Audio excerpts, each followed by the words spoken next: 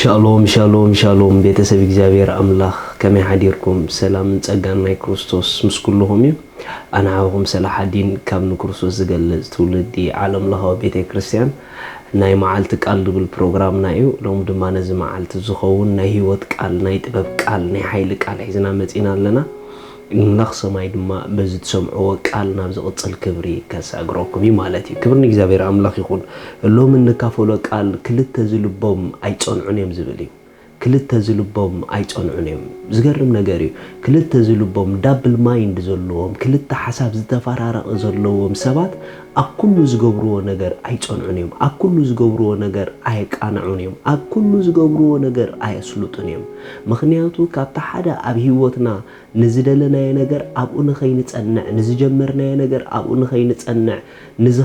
ንዝጀመርናዮ ጉዕዞ ንኸይንፍጽሞ ዝገብረና ዝተመቃቀለ ልቢ ዝተመቃቀለ ሓሳብ ክልተ ማይንድ እንተዳ ኮይና እዩ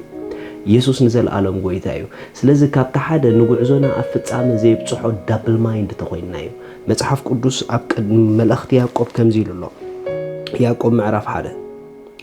ሓደ ካባኻትኩም ጥበብ እንተጎደለቶ ግና ነቲ ከይስተሕፈረ ንኹሉ ብልግሲ ዝህብ ኣምላኽ ኢሎሙኖ ክወሃበውን እዩ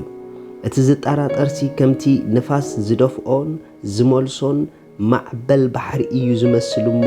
ከይተጠራጠርኩም ደኣ ብእምነት ይለምን ሪኢኹም እቲ ዝጠራጠር እቲ ክልተ ዝኸውን እቲ ክልተ ሓሳብ ዘሎ እቲ ዝተመቃቀለ ነንሕድሕዱ ዝጋጮ ሓሳብ ኣብ ልቡ ዝሕሰብ ልክዕ ከምቲ ማይ ማዕበል ዝደፍኦ ከምኡ ዝመስል ኢሉ መትሓዚ ዘይብሉ ሓንሳብ ንየማን ሓንሳብ ንጸጋም ሓንሳብ ንቅድሚት ሓንሳብ ንድሕሪት ኢየሱስ ክርስቶስ ንዘለዓለም ጎይታ እዩ ልክዕ ከምቲ ብንፋስ ዝድፋእ ማዕበል ዝመስል ኢልዎ ብንፋስ ዝድፋእ ማዕበል ሰጥ ዝበለ ይኮነን ብንፋስ ዝድፋእ ማዕበል ህድኣት የብሉን ብንፋስ ዝድፋእ ማዕበል መትሓዚ የብሉን ብንፋስ ዝድፋእ ማዕበል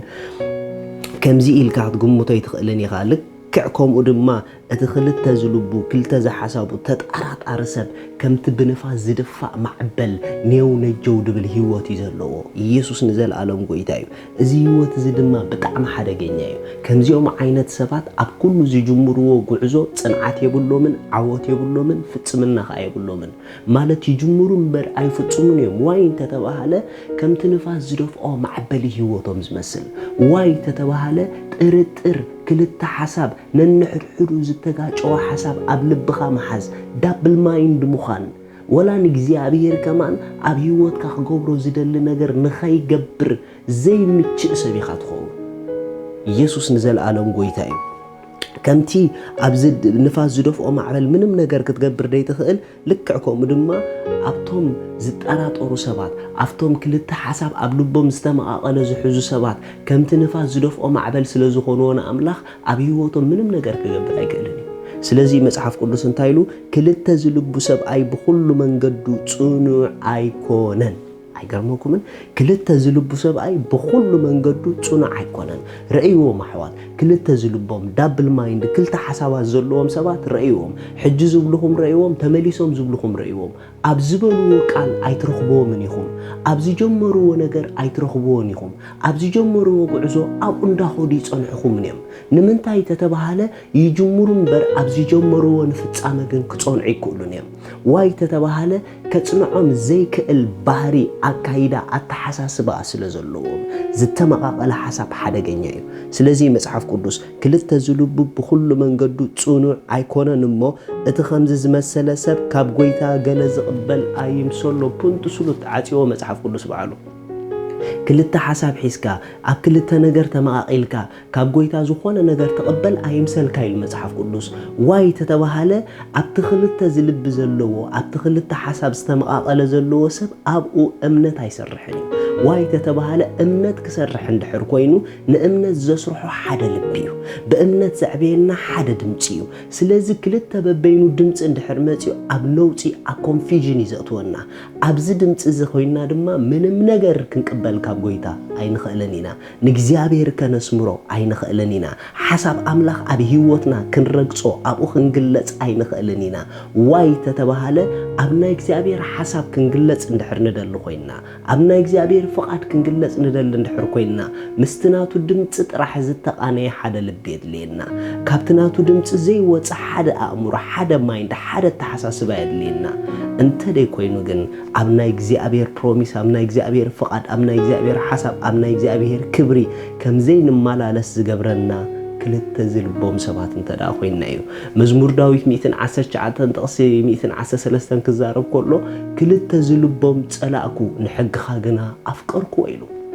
ኣይገርመኩምን ክልተ ዝልቦም ጸላእኩ ኢሉ ማይ ጂሰስ ምኽንያቱ ክልተ ዝልብ ዝጽላእ ህይወት እዩ ክልተ ዝሓሳቡ ዝጽላእ ጎደና እዩ ክልተ ዝሓሳቡ ኖን ንኻልእ ነቲ ሰብ ንባዕሉ ህይወቱ ዝፍቶ ይኮነን ስለዚ ካብታ ሓደ ንህይወትና ዝኽብዶ ንናብራና ዝኽብዶ ነካይዳና ንዓና ከይተረፈ ተመሊሱ ኣዝዩ ዘጽልአና ማእሲ እንድሕር ኢልኩምኒ ኣብ ክልተ ዝልብ ጎደና እንድሕር ኣቲና ኢና ኣብ ክልተ ነንሕድሕዶም ዝጋጨው ሓሳባት ኣብ ልብና ዕድል ክንህብ እንድሕር ጀሚርና ኣብ ህይወትና ናብራና ንዓና መጀመርታ ከጽልአና እዩ ቀጺሉውን ብኻልኦት ክጽላ እዩ ኢየሱስ ንዘለዓለም ጎይታ እዩ ዳስ ዋይ ኩሉ ጊዜ ደጋጊማ ሓደ ነገር ይነግረኩም ንሓደ ድምፂ ጥራሕ ተቐተሉ ንሓደ ድምፂ ጥራሕ ሰዓቡ ኣብ ልብኹም ዕድል ትብዎ ድምፂ ኣለልይዎ ንኽልተ በበይኑ ጫፍ ዝኾነ ድምፂ ኣብ ልብኹም ዕድል ኣይተሃብዎ እንድሕር ንኹሉ ድምፂ ኣብ ልብና ዕድል ንቦ ኮይና ከምቶም ክልተ ዝልቦም ኣብ ጎደኖኦም ዘይጸንዑ ኣብ ዝጀመርዎ ዘይጸንዑ ኣብ ዝኸድዎ ጎደና ደጊምካ ኣብኡ ዘይትረኽቦም ጀመርቲ እምበር ፈጸምቲ ዘይኮኑ ከምኦም ከይንኸውን ንጠንቀቕ ኢየሱስ ክርስቶስ ንዘለዓለም ጎይታ እዩ መጽሓፍ ቅዱስ ከምዚ ኢሉ ኣሎ ሓደ ጊዜ ነቢ ኤልያስ ተቆጢዑ ዝተዛረቦ ዘረባ ኣሎ ኢየሱስ ጎይታ እዩ ቀዳማይ ነገሥት ምዕራፍ 18 ጥቕሲ 21 ኤልያስ ድማ ናብ ብዘሎ እቲ ህዝቢ ቀሪቡ ክሳዕ መዓስ ኢኹም ናብ ክልቲኡ ወገን እትሕንኩሱ ማይ ጂሰስ ኣይገርመኩምን ክሳዕ መዓስ ኢኹም ናብ ክልቲኡ ወገን እትሕንኩሱ ምኽንያቱ ክልተ ሓሳብ ዘለዎ ሰብ ብክልቲኡ መንገዲ ሓንካስ እዩ ንምንታይ ተዳኢልኩምኒ በቲ ፍርቂ ዘሎ በቲ ፍርቂ ዘሎ ዳስ ዋይ ኣብ ክልቲኡ ሓንካስ እዩ ኣብ ሓደ ሓሳብ ዝጸንዕ ሰብ ግን ኩሉ ጊዜ ብትኽክለኛ መንገዲ ዝቆመ ሰብ እዩ ኢየሱስ ጎይታ እዩ ከምዚ ኢሉዎም ክሳዕ መዓስ ኢኹም ብክልቲኡ መንገዲ ክትሕንኩሱ እግዚአብሔር እንተ ኮይኑ ኣምላኽኩም ደድሕሪ ይሰዓቡ በዓል እንተ ደኣ ኮይኑ ከዓ ንዕኡ ሰዓቡ በለ እቶም ህዝቢ ግና ሓንቲ ቃል እኳ ኣይመለሱሉን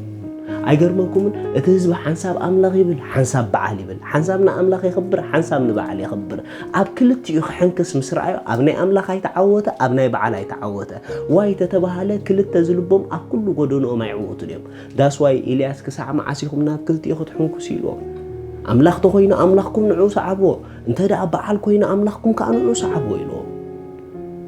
ኢየሱስ ክርስቶስ ንዘለ ዓለም ጎይታ እዩ ስለዚህ ሎማ አንተ መልእክት ለኒ ጉዕዞ ዝጀመርኩም ራእለና ኢልኩም ዝጀመርኩም አወዳት አዋልድ አቦታት አዴታት ሎማ አንተ ሓደ መልእክት ለኒ ነቲ ዝጀመርኩም አፍጻመ ከተብጽሕዎ ትደሊ እንድሕርኩምኩም ተዋላውልቲ ትኹኑ ተጣራጠርቲ አይንኹን ክልተ ዝልቦም አይንኹን ኣብ ቤትና ክልተ ዝልቦም አይንኹን ኣብ ሓዳርና ክልተ ዝልቦም አይንኹን ኣብ ቢዝነስና ክልተ ዝልቦም አይንኹን ኣብ አገልግሎትና ክልተ ዝልቦም አይንኹን ኣብ ሓደ ሓሳብና ንጥርንፎ نحد علامة دم تارجت فوكس نقبر نعود راح دم لبنا هيبنا نوجي مخنياتو أملاخ سماي أبتحدة اللبو أبتحدة مايند زلو أبتحدة تحساس بازلو أبو دم زت النعسب أبو ميجزي أبيه زخبر كل التزحساب زحزو سبجن بخلتيو حنكاساتيهم كابزي جزي أبيهر يحلخهم أملاخ سماي مساخومي أب حد حساب أتو أب حد من قد أتو زتجاج أو حسابات أب لبخم عد لا يتهاو أنت زي كوينو أب كله تأتو وجودنا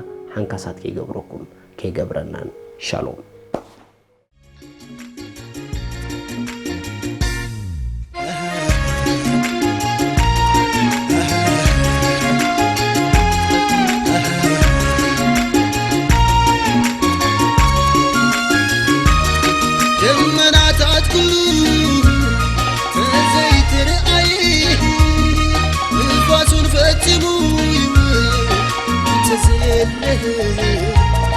نزقودا قديوا